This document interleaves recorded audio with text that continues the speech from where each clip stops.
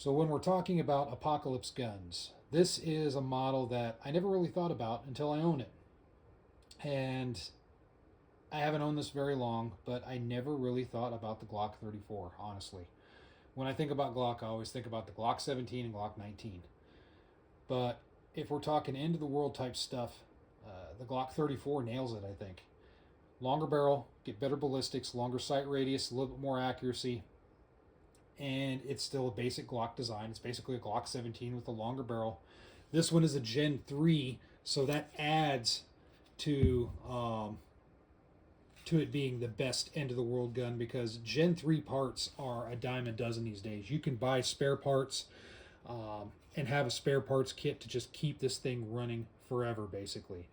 Now, a Glock can run at an insanely high round count anyway, but if you're looking for end of the world reliability, you can always get parts kits and just keep it going forever. This is the AK. The Glock is the AK of the handgun world. It's not the most innovative, but it's solid. There are other guns out there that are more innovative. They have more style, more ergonomics, all that stuff. And I touched on that in some of my recent videos. There are other guns that are better in that aspect. But if I'm talking about end of the world, this may be the last gun I ever have. I'm thinking this model right here. The longer barrel, the simple design.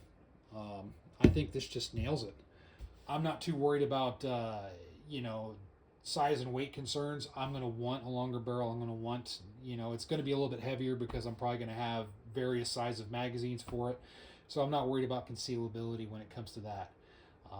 And if that's an issue, I can always pair this up with another smaller gun if I want something concealable.